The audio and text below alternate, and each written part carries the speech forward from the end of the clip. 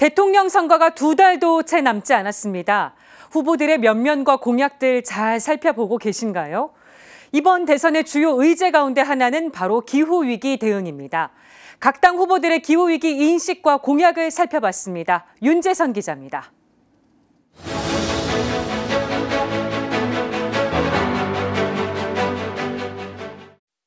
문재인 정부는 2050년 탄소 중립 달성을 대내외에 공표했습니다. 우선 2030년까지 국가 온실가스 감축 목표 NDC를 2018년 대비 40% 이상 줄인다는 계획. 이재명 더불어민주당 후보는 탄소 중립 목표 달성 시기를 2040년으로 10년 앞당기는 게 바람직하다는 입장입니다. 대안으로는 에너지 네트워크인 에너지 고속도로 구축이나 탄소세 도입 가능성을 제시했습니다.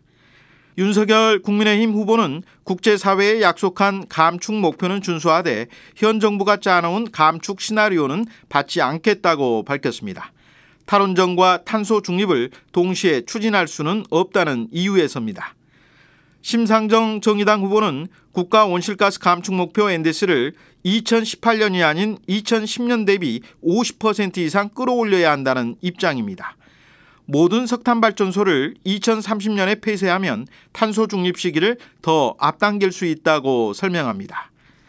안철수 국민의당 후보는 2050년 탄소 중립 달성을 위해 노력하되 전력을 어떤 방법으로 생산할지를 나타내는 비율, 즉 에너지 믹스를 통해 목표를 이루겠다는 보관입니다. 원자력 에너지와 신재생 에너지의 비율을 각각 35%로 그 밖의 에너지원을 30%로 한다는 구상입니다.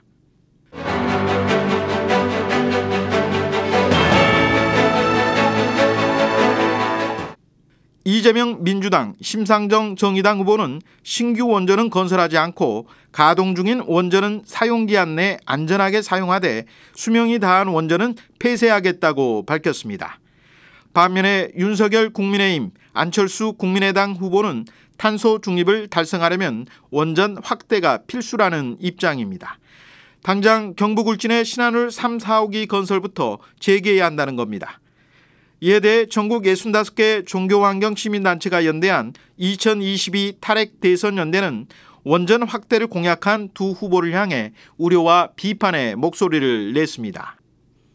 지난 5년간 많은 갈등 속에서 정부의 어떤 탈원전 정책이 국민들한테 받아들여지고 이제 제자리를 잡아가고 있다고 생각을 합니다. 그래서 이것을 다시 되돌려서 갈등을 일으키는 것을 맞지 않고 차기 정부에서는 좀 더 확실한 탈원전 정책을 내오는 것이 맞다라고 봅니다.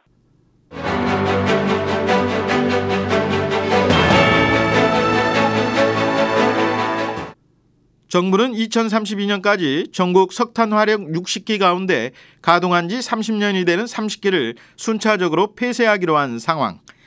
이재명 민주당 후보는 정부가 제시한 에너지 전환 지원법 제정을 전제로 석탄발전소 폐쇄 시기를 앞당기도록 노력하겠다면서도 탈석탄 목표 시점은 제시하지 않았습니다.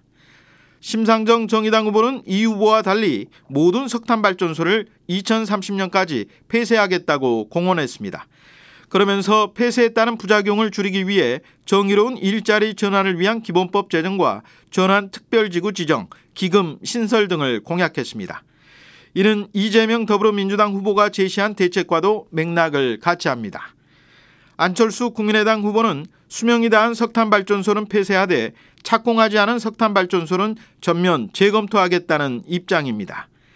윤석열 국민의힘 후보는 문재인 정부가 탈석탄을 무리하게 추진하고 있다고 비판하면서 안정적인 전력 공급 문제 등을 봐가며 석탄발전소 폐쇄 시기를 결정하겠다는 유보적인 태도입니다. 청년 기후활동가들은 실망과 우려를 감추지 못합니다. 그러니까 기후위기 대응은 해야 된다라고 얘기는 하고 있는데 구체적인 시점이나 방안을 제시하고 있지 않은 상황이에요. 대선 후보들이 기후위기를 정말 위기로 인식하고 있지 않다라는 것을 얘기를 하고 앞으로 기후위기에 맞춰서 우리 국민들의 안전과 생명을 어떻게 지켜나갈지에 대한 구체적인 계획이 없다라는 거거든요. 그래서 저는 이게 굉장히 큰 문제라고 봅니다. 2달도 채 남지 않은 대통령 선거.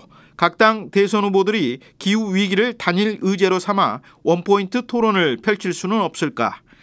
유권자인 국민의 알 권리 보장 차원에서라도 각 당 대선 후보들은 보다 적극적인 자세로 토론에 응해야 할 겁니다.